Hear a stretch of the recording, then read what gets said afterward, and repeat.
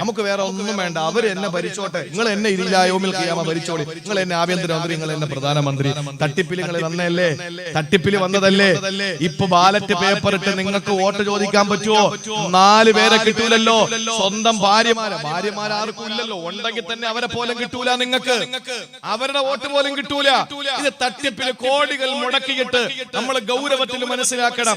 നമ്മുടെ സമരം ഇനി ഈ NRCയും MPRും അതുപോലെ CAA-ക്കെതിരെ മാത്രമല്ല, നമ്മുടെ സമരം ഇനി ഒന്നുകൂടി നമ്മൾ മുന്നോട്ട് വെക്കണം. ബാലറ്റ് പേപ്പറിലെ ബാലറ്റ് പെട്ടിയിലിടുന്ന ഇലക്ഷനായി മാറണം. ഈ മെഷീൻ സംവിധാനം മാറ്റണം. ഇല്ലെങ്കിൽ എത്ര കാലം കഴിഞ്ഞാലും ഭീകരമായ നിലയിൽ ഭൂരിപക്ഷത്തോടും മൃഗീയ ഭൂരിപക്ഷത്തോടെ അവർ വീണ്ടും വരും, സംശയമില്ല. നമുക്ക് വേണ്ടത് മുസ്ലിം സമുദായത്തിന്റെ വിജയമല്ല, ഇന്ത്യയുടെ വിജയമാണ്. അത് മുസ്ലിമിന്റെ വിജയം കൂടെ തന്നെയാണ്. അള്ളാഹു നമുക്ക് നിലനിർത്തി തരട്ടെ. അള്ളാഹുവേ, വെള്ളക്കാരിൽ നിന്ന് ഞങ്ങളുടെ രാജ്യത്തെ രക്ഷപ്പെടുത്തിയ അല്ലാഹ്, ഈ കൊള്ളക്കാരിൽ നിന്നുകൂടി ഞങ്ങളുടെ രാജ്യത്തെ രക്ഷപ്പെടുത്തണേ റബ്ബേ. ഈ രാജ്യത്തെ ഈ ഭരണാധികാരികളിൽ നിന്ന് ഭരണത്തെ പിടിച്ച് നല്ല ഭരണാധികാരികൾക്ക് കൊടുക്കണേ അല്ലാഹ്.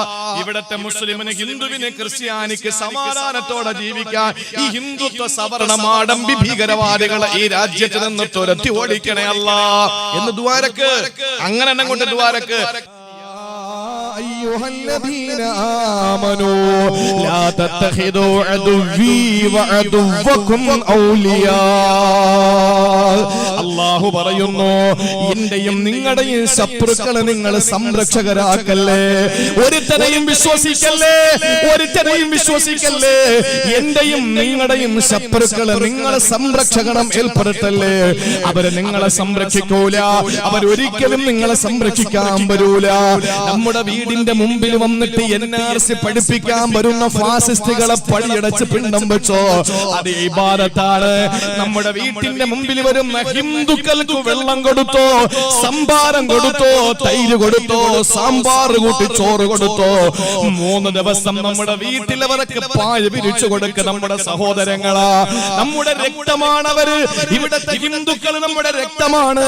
അവർക്ക് 3 ദിവസം നമ്മുടെ വീട്ടിൽ ഭക്ഷണം കൊടുത്ത് നിങ്ങൾ ആതിഥേയ മര്യാദ സ്വീകരിച്ചോ. പക്ഷെ ഒരു RSS-കാരനെ വീട്ടിൽ കേട്ടരുത്, ഒരു BJP-കാരനെ വീട്ടിൽ കേട്ടരുത്. ഇത് അല്ലാഹുവിന്റെ ഖുർആനിന്റെ സമീപനമാണ്. ലാ തത്തഖിദു അദുവി വഅദുവകും ഔലിയാ. എന്റെയും നിങ്ങളുടെയും ശത്രുക്കളെ നിങ്ങളെ സംരക്ഷകരാക്കരുതെന്ന് അല്ലാഹുവിന്റെ പരിശുദ്ധ ഖുർആൻ. എന്റെ പ്രിയപ്പെട്ട സഹോദരങ്ങളെ, സൂക്ഷിച്ചാ നമ്മളെ ദുഃഖിക്കണ്ട. അല്ലാഹുവിന്റെ റസൂല് പരിചയപ്പെടുത്തിയത് രണ്ടാമത്തെ ശത്രു നിന്നോട് ദേഷ്യമുള്ള മുനാഫിഖാണ്. നമ്മളെ നോക്കുമ്പോ മുസ്ലിം പേരാണ്. എന്റെ പ്രിയപ്പെട്ട സഹോദരങ്ങളെ, നമ്മുടെ ഇന്ത്യ രാജ്യത്തിന്റെ വിവിധ സംസ്ഥാനങ്ങളിൽ നമ്മുടെ സമൂഹം അനുഭവിക്കുന്ന വേദനകൾ എന്റെയും നിങ്ങളുടെയും ഭാര്യമാരാണ്, എന്റെയും നിങ്ങളുടെയും പെണ്ണന്മാരാണ്, എന്റെയും നിങ്ങളുടെയും പെൺമക്കളാണ് ക്രൂരമായ ബലാത്സംഗങ്ങൾക്ക് ഇരയാക്കപ്പെടുന്നതെങ്കിൽ നിങ്ങൾ സഹിക്കുമോ? ഞാൻ സഹിക്കുമോ? ഇതങ്ങ് ആസാമിലായതുകൊണ്ട്, കാശ്മീരിലായതുകൊണ്ട്, UP-യിലായതുകൊണ്ട് അവര് നമ്മുടെ സഹോദരങ്ങളല്ലാതാകുമോ? ഈ ലൈറ്റ് കണ്ടില്ലേ?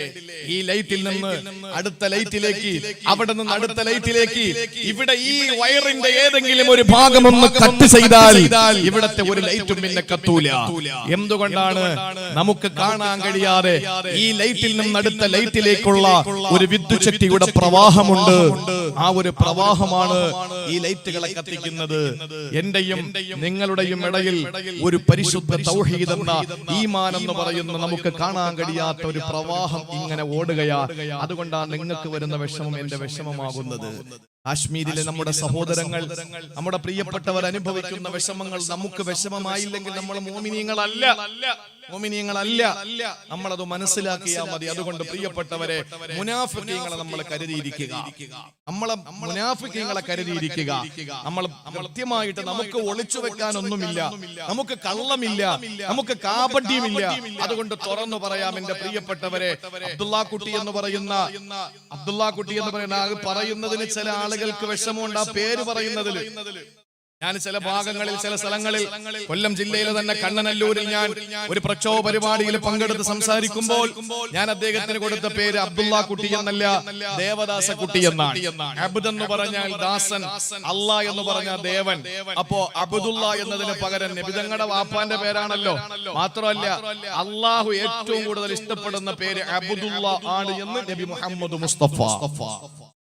ഈ ആകാശത്തിന്റെ ചുവട്ടിലെ ഭൂമിയുടെ മുകളിൽ അള്ളാഹ് ഏറ്റവും കൂടുതൽ ഇഷ്ടപ്പെടുന്ന പേര് അബ്ദുള്ള, സെക്കൻഡ് അബ്ദുറഹ്മാൻ.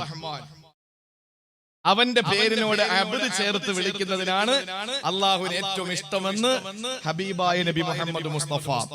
ആ അബ്ദുള്ള കുട്ടി അല്ലെങ്കിൽ ദേവദാസ കുട്ടി അല്ലെങ്കിൽ ദേശീയ മുസ്ലിം, അതാ നമുക്ക് ഇവിടെ യോജിക്കുന്നത്. അദ്ദേഹത്തിന്റെ പ്രഭാഷണം കേൾക്കുമ്പോ സങ്കടം തോന്നുകയാണ്. ഈ ദേശീയ മുസ്ലിം ചിന്തിക്കുന്നുണ്ടോ അയാൾക്ക് ഇവിടെ കഴിയാൻ പറ്റുമെന്ന്? ഒരിക്കലുമില്ല. ഇനി സമയമുണ്ട്. പരിശുദ്ധമായ കലിമ ചൊല്ലി ഇസ്ലാമിലേക്ക് സമ്പൂർണമായി. ഇപ്പൊ ഇസ്ലാമിൽ നിന്ന് പുറത്തുപോയി എന്ന് പറയാൻ പറ്റിയ അത്രയും വലിയ വിശാലമായ വിജ്ഞാനമൊന്നും അള്ളാഹു എനിക്ക് തന്നിട്ടില്ല. പക്ഷെ എങ്കിലും എന്റെ പ്രിയപ്പെട്ടവരെ, ചില പ്രവർത്തനങ്ങളും ചില വാക്കുകളും പ്രസംഗങ്ങളും കേൾക്കുമ്പോ അങ്ങനെ തോന്നിപ്പോകാറുണ്ട്. സ്നേഹത്തോടെ ഞാൻ ആവശ്യപ്പെടുകയാണ്, അദ്ദേഹം ഇത് കേൾക്കും. ഇതിനു മുമ്പ് ഞാൻ അദ്ദേഹത്തിനെതിരെ നടത്തിയ പ്രസംഗങ്ങളെല്ലാം അദ്ദേഹം കേട്ടു, അതിനൊക്കെ പ്രതികരിച്ചു പല വേദികളിലും. ഞാൻ പറയാണ്, എന്റെ പ്രിയപ്പെട്ട സഹോദര, എനിക്ക് മുമ്പ് പരിചയമുള്ള ഒരാൾ കൂടിയാണ്. എന്റെ പള്ളിയിൽ മുമ്പൊരിക്കൽ വന്നിട്ടുള്ള ആളാണ്. വ്യക്തിപരമായിട്ട് യാത്രകളിൽ പലപ്പോഴും ട്രെയിനിലൊക്കെ വെച്ച് കണ്ടിട്ടുള്ള ആളുമാണ്. എനിക്ക് സ്നേഹത്തോടെ പറയാനുള്ളത്, ഒന്നുകിൽ നിങ്ങളുടെ ഈ വാദം അവസാനിപ്പിക്കുക, ഇല്ലെങ്കിൽ നിങ്ങൾ പരിശുദ്ധമായ ഇസ്ലാമിനെ സമ്പൂർണമായി ഉൾക്കൊണ്ടുകൊണ്ട് ഒരു തികഞ്ഞ മുസ്ലിമായി ജീവിക്കുക. നിങ്ങൾ ഒറ്റുകാരനാകരുത്, സമുദായത്തിന്റെ ഒറ്റുകാരനാകരുത്. ഒരു മുനാഫിക്കിന്റെ പട്ടം നിങ്ങൾ സ്വയം സാർത്ഥപ്പെടരുത്. അത്രമാത്രം ഞങ്ങൾക്ക് പറയാനുള്ളൂ. എന്റെ പ്രിയപ്പെട്ട സഹോദരങ്ങളെ, പരലോകത്ത് സ്വർഗം തുറന്നിട്ടിരിക്കും. ഓടി വരാൻ പറയും, അടുത്തെല്ലുമ്പോ അള്ളാഹ് അടയ്ക്കും. ഓടാന്ന് പറയും. ഓടി വിഷമത്തോടെ തിരിച്ചു പോകുമ്പോൾ ഇങ്ങോട്ട് വാടാന്ന് വിളിക്കും. ഓടി അടുത്ത് വരുമ്പോൾ വീണ്ടും അടയ്ക്കും, പോടാന്ന് പറയും. ഇതാണ് അള്ളാഹുവിന്റെ മലക്കുകൾ ചെയ്യുക മുനാഫിക്കീങ്ങൾക്ക്. ആ ഒരു അവസ്ഥയിൽ പെട്ടുപോകാതെ എന്റെ അബ്ദുള്ള കുട്ടി, ദയവ് ചെയ്ത് ഒന്നുകിൽ നിങ്ങൾ അങ്ങ് BJP ചേർന്നിട്ട് അങ്ങനെ തന്നെ അങ്ങ് ജീവിക്കുക, അല്ലെങ്കിൽ ഇസ്ലാമിലേക്ക് കടന്നു വന്ന് രണ്ട് വള്ളത്തില് രണ്ട് കാല് വെച്ച് ചവിട്ടിയാൽ നമ്മുടെ അര വെച്ച് മുകളിലോട്ടങ്ങ് കീറിപ്പോകുന്നതല്ലാതെ ഒരിക്കലും നമുക്ക് സന്തോഷത്തോടെ ജീവിക്കാൻ പറ്റൂല. ഒരിക്കലും നിങ്ങളെ ഇവിടെ നിർത്തി ഞങ്ങളെയൊക്കെ അങ്ങ് പറഞ്ഞു വിടുവെന്ന് ഒരു പേക്കിനാവ് നിങ്ങളെ കാണണ്ട. ഇത്ര മാത്രമേ ഞാൻ പറയുന്നുള്ളൂ. അള്ളാഹുവിന്റെ റസൂല് പറഞ്ഞു, രണ്ടാമത്തെ ഏറ്റവും വലിയ ശത്രു മുനാഫിഖ് യബൂലുഹു, നമ്മളെ എപ്പോഴും ദേഷ്യം പിടിപ്പിക്കുന്ന മുനാഫിഖാണ്. അള്ളാഹു നമ്മളെ കാത്തുരക്ഷിക്കട്ടെ. എന്റെ പ്രിയപ്പെട്ടവരെ, ചിന്തിച്ചു നോക്ക്. ഹിന്ദുക്കളെ ഭൂരിപക്ഷമുള്ള രാജ്യത്തെ മുസ്ലിങ്ങളെ പേടിക്കണ്ടെന്ന് പ്രസംഗിക്കുന്നവര് തന്നെ കോഴിക്കോട് കുറ്റിയാടിയിലെ മുദ്രാവാക്യം മുഴക്കിയതെന്താണ്? ഒറ്റ പള്ളികൾ ഞങ്ങൾ വെച്ചേക്കൂലെന്ന്. ഞങ്ങളുടെ ബാബരി മസ്ജിദ് തട്ടി തകർത്ത് തരിപ്പണമാക്കി വർഷങ്ങളോളം കേസ് നടത്തി ഞങ്ങളുടെ കോടിക്കണക്കിന് രൂപ പോയി. എന്നിട്ടും അവസാനം എല്ലാ ജിയോളജിക്കൽ എവിഡൻസും ഞങ്ങൾക്ക് അനുകൂലമായി. എല്ലാം ഞങ്ങൾക്കാണെന്ന് മനസ്സിലാക്കി ചാനലുകൾ നമ്മൾ മാറി കണ്ട് അൽഹംദുലില്ലാഹ് ഞങ്ങളുടെ ഇസ്സത്തിന്റെ അടയാളമായ ബാബരി മസ്ജിദ് ഞങ്ങൾക്ക് കിട്ടുമല്ലോ എന്ന് ചിന്തിച്ചു. ഇത് ചെയ്തവരൊക്കെ ക്രിമിനൽ കുറ്റം ചെയ്തവരാണെന്ന് പറഞ്ഞു കോടതി. എല്ലാം പറഞ്ഞ് ഞങ്ങൾ പ്രതീക്ഷയോടെ ശുഭാപ്തി വിശ്വാസത്തോടെ ഇരിക്കുമ്പോ, ഇല്ല നിങ്ങൾക്ക് എവിടെയെങ്കിലും ഇഷ്ടപ്പെടുന്നിടത്ത് 5 ഏക്കർ തരാ, പള്ളി തരൂലെന്ന് പറഞ്ഞപ്പോൾ ഏതെങ്കിലും ഒരു മുസ്ലിം ഞാൻ വെല്ലുവിളിക്കുകയാണ്. സാക്ഷര കേരളത്തിലെ ഇവിടത്തെ ജനതയോട് വെല്ലുവിളിക്കുകയാണ്. ഇന്ത്യ രാജ്യത്തെ ജനവിഭാഗത്തെ ഞാൻ വെല്ലുവിളിക്കുകയാണ്. ഏതെങ്കിലും ഒരു കോണിലെ ഏതെങ്കിലും ഒരു മുസ്ലിം ക്ഷേത്രത്തിനെതിരെ മുദ്രാവാക്യം മുഴക്കിയിട്ടുണ്ടോ? ഇല്ല. അങ്ങനെ മുഴക്കുന്നവനെ മുസ്ലിം സമുദായം തന്നെ കൈകാര്യം ചെയ്യും. കാരണം എന്താണ്? അതെന്തുകൊണ്ടാണ്? ഞങ്ങളുടെ പള്ളി പോയതിന്റെ വേദന, ഞങ്ങളുടെ രാജ്യത്തിന് ഏറ്റ ഒരു ക്ഷതം ഇന്ന് ഞങ്ങൾ അനുഭവിക്കുകയാണ്. ഇനി ഒരു ക്ഷേത്രം കൂടെ തകർത്തിട്ട് മറ്റൊരു സമുദായത്തിനെ കണ്ണീര് കുടിപ്പിക്കാൻ ഞങ്ങൾക്ക് കഴിയൂല. ഇന്ത്യ രാജ്യത്തിന് മറ്റൊരു ദുരന്തം കൂടി വരുത്താൻ ഞങ്ങൾ ആഗ്രഹിക്കുന്നില്ല. പക്ഷെ ഞങ്ങളുടെ പള്ളി പൊളിച്ചവർക്കെതിരെ ഒരു ക്ഷേത്രത്തിൽ നിന്നെങ്കിലും ഞങ്ങളെ അതിനോട് ഏതെങ്കിലും രീതിയിൽ പ്രതിഷേധിച്ചിട്ടുണ്ടോ? ഇല്ല. ഇന്ത്യ രാജ്യത്തിന്റെ എന്തിന് കേരളത്തിന്റെ എത്ര സ്ഥലത്ത് നിന്ന് ഈ ശിലാ പൂജ നടത്തിയിട്ട് ക്ഷേത്രങ്ങളിൽ നിന്ന് പൂജ നടത്തിയിട്ടാണ് അയോധ്യയിലെ രാമക്ഷേത്രം നിർമ്മിക്കാൻ കല്ല് കൊണ്ടുപോകുന്നത്. എവിടെയെങ്കിലും ഏതെങ്കിലും ഒരു അമ്പലത്തിനെതിരെ ഞങ്ങൾ മുദ്രാവാക്യം മുഴക്കിയോ?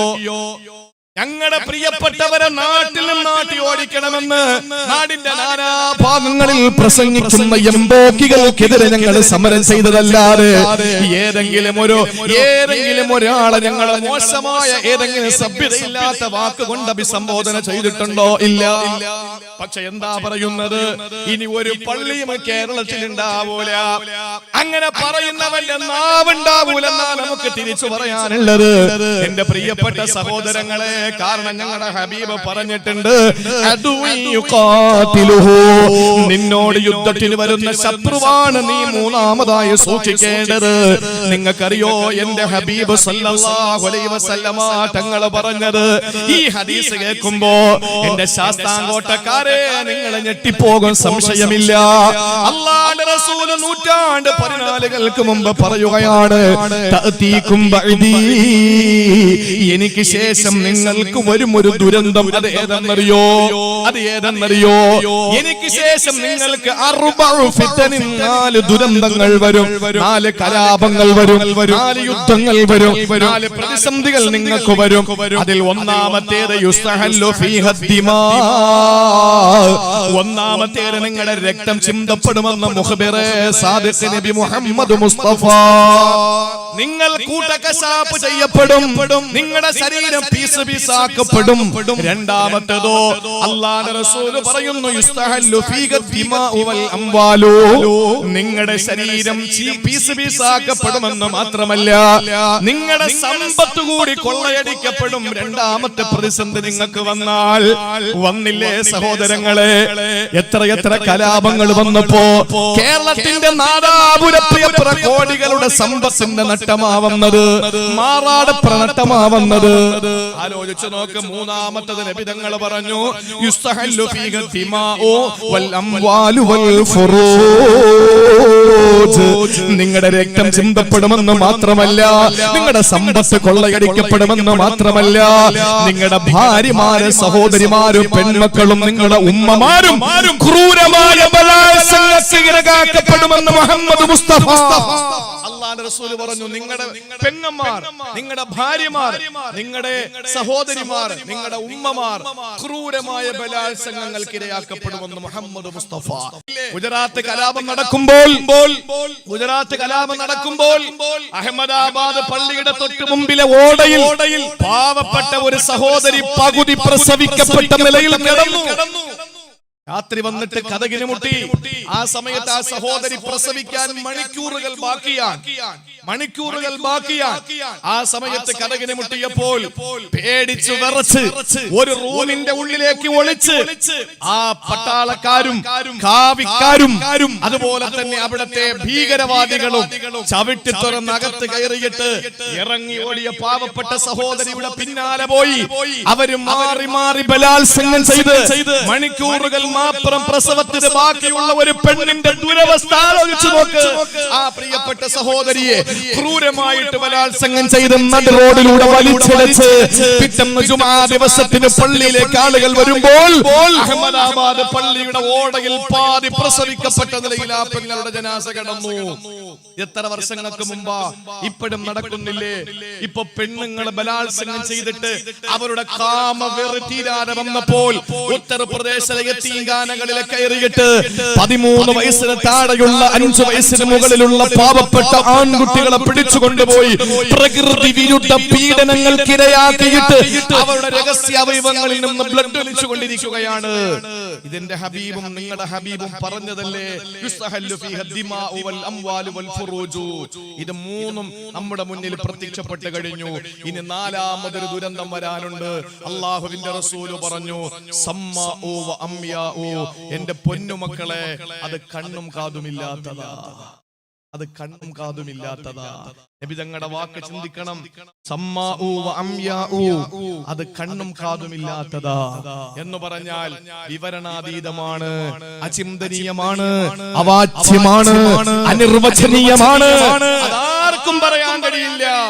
അങ്ങനത്തെ ഭീകരമായ കലാപം ഇനി വരാൻ സാധ്യതയുണ്ട്. അല്ല, വരും വരും. എന്റെ ഹബീബും നിങ്ങളുടെ ഹബീബ് അള്ളാഹുവിന്റെ റസൂല് പഠിപ്പിച്ച കാര്യമാണ്. എന്നിട്ട് നബി തങ്ങൾ പറയുകയാണ്, നിങ്ങൾ വിഷമിക്കണ്ട, നിങ്ങൾ വിഷമിക്കണ്ട, നിങ്ങൾക്ക് അഭയസ്ഥാനം ഒരിടം ഉണ്ടാവൂല, നിങ്ങൾക്കൊരു അഭയം ഉണ്ടാകൂല.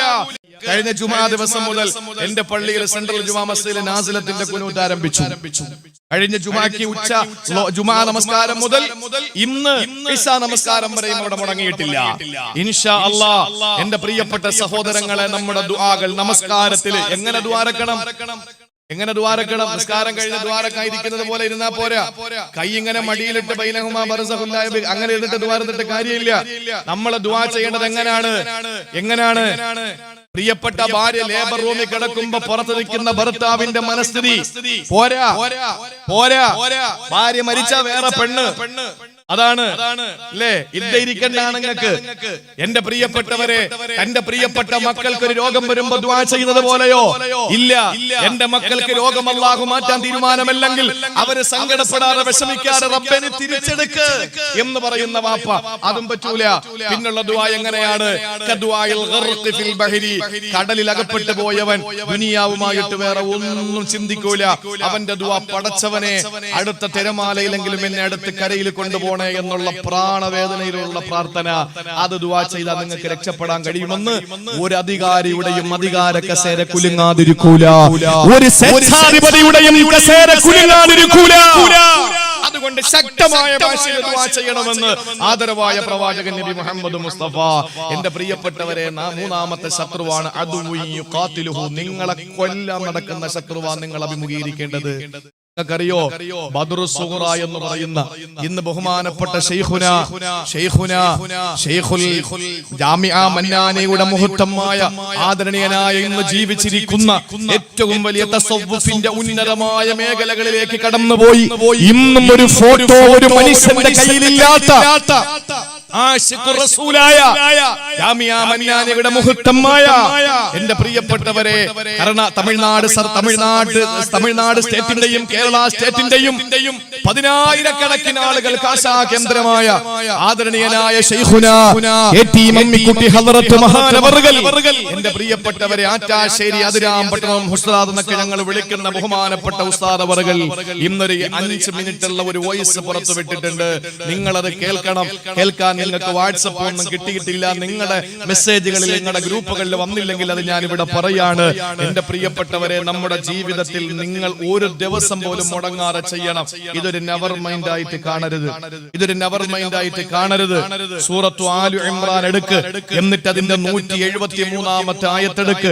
അള്ളാഹുവിന്റെ പരിശുദ്ധമായ ഖുർആൻ 173ാമത്തെ ആയത്ത് സൂറത്തു ആലു ഇമ്രാനിൽ അള്ളാഹു പറയുന്നത്, അല്ലദീന ഖാല ലഹുമുൻ നാസു ഇന്നന്നാസ ഖദ് ജമഉ ലക്കും ഫഖ്ശൗഹും ഫസാദഹും ഈമാനാ വഖാലൂ ഹസ്ബുനല്ലാഹു വനിഅമൽ വകീൽ. എന്റെ സഹോദരിമാരോട് ഞാൻ പറയാണ്, നമ്മളത് പേടിക്കുന്നതല്ല. അധികാരമുള്ളവൻ എന്തുമാകാം. ഇവിടെ കലാപങ്ങൾ ഉണ്ടാവും. ഒരിക്കലും നമ്മുടെ വീട്ടിൽ വന്ന് നമ്മുടെ മക്കളെ പിടിച്ചിറക്കി നമ്മുടെ പള്ളികൾ തകർക്കുമ്പോ നമ്മൾ ആരും നോക്കി നിൽക്കാൻ നമുക്ക് കഴിയൂല.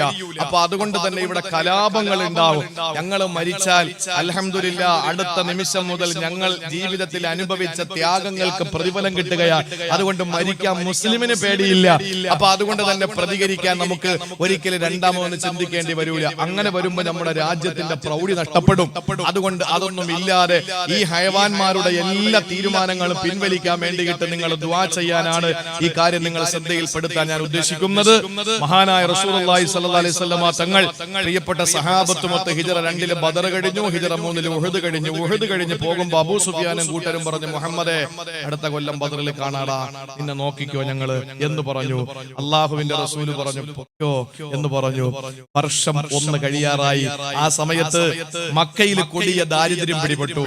ഇവര് വാക്ക് പറഞ്ഞാൽ അടുത്ത വർഷം ഞങ്ങൾ എടുത്തോളാം എടുത്തോളാന്ന്. പക്ഷേ അവിടത്തെ അങ്ങനെയാണ്, ഈ ദുരഭിമാനം ഭയങ്കരമാണ്. അപ്പൊ അതുകൊണ്ട് തന്നെ പിറ്റേ വർഷം വന്നില്ലെങ്കിൽ അവർക്ക് നാണക്കേടാണ്. അപ്പൊ അതുകൊണ്ട് ദാരിദ്ര്യവും കട്ടപ്പാടും കൊടിയ ക്ഷാമവും അനുഭവപ്പെട്ടു മക്കയിൽ. 3-ാം വർഷം, ഹിജ്റയുടെ 3-ാം വർഷം. അന്ന് നബിതങ്ങൾക്ക് വയസ്സ് 56.